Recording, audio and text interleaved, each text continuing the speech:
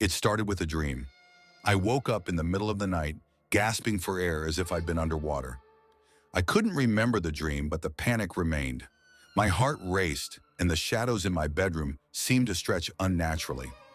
My eyes darted around, and everything appeared off. It felt like I had forgotten where I was, as if I was in the wrong place altogether. I tried to shake it off, convincing myself it was just a nightmare. But even as I tried to fall back asleep, the sensation of being watched gnawed at me.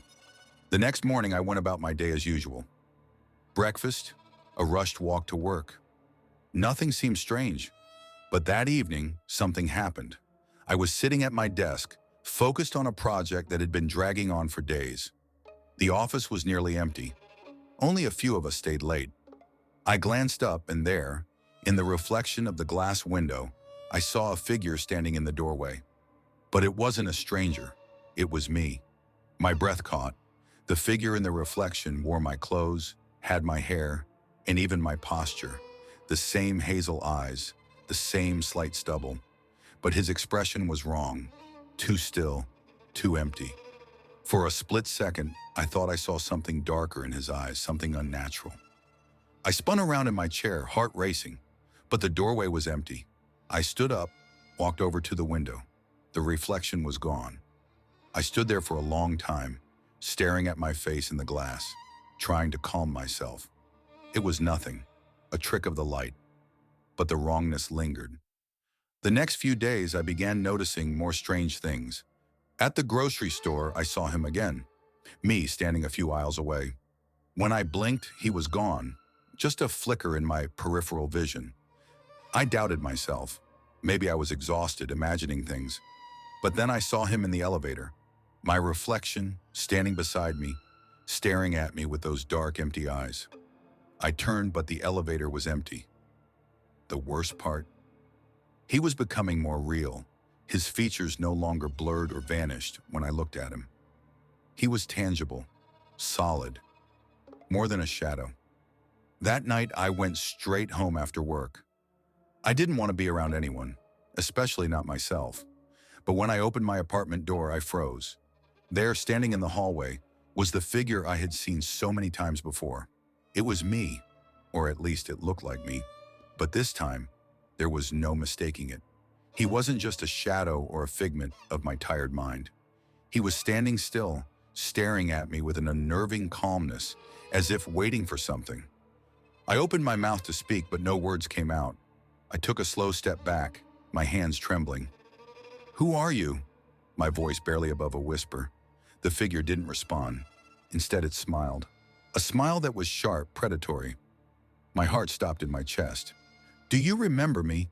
it asked, its voice strangely flat. "Do you remember us?" I took another step back, mind reeling. "What are you talking about? Get away from me!"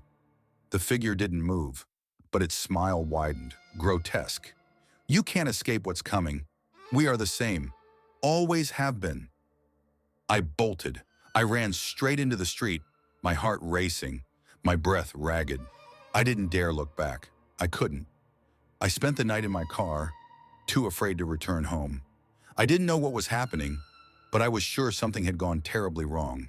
The next few days were a blur. I couldn't focus on anything. Every time I passed a reflective surface, windows, mirrors, even puddles of water, I saw him. That cold, unblinking version of myself, watching from the other side. It wasn't just a shadow anymore. It was like he was getting closer. He wasn't confined to reflections. Now he appeared in my peripheral vision, in places I was sure I just checked. Hallways, elevators, the subway station. I began to feel unreal, like I was fading, like I was the reflection. One night, I couldn't take it anymore. I had to confront him. I had to face whatever this was. I went back to my apartment, trembling. The door creaked as I opened it. The lights flickered above me. The air felt cold. I called out, but there was no response. That's when I heard it. Footsteps, slow and deliberate, coming from behind. I turned, and there he was. Not in a reflection, not across the room. He was standing right in front of me. This time, there was no mistaking it. His eyes were hollow, drained of life. His smile was impossibly wide, showing teeth that didn't belong to a human.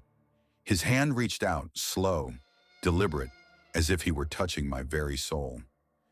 "You've been running for so long," he said, his voice twisted and hollow. "But there's no escaping us. Not anymore." I backed away, but my legs gave out. I collapsed on the floor.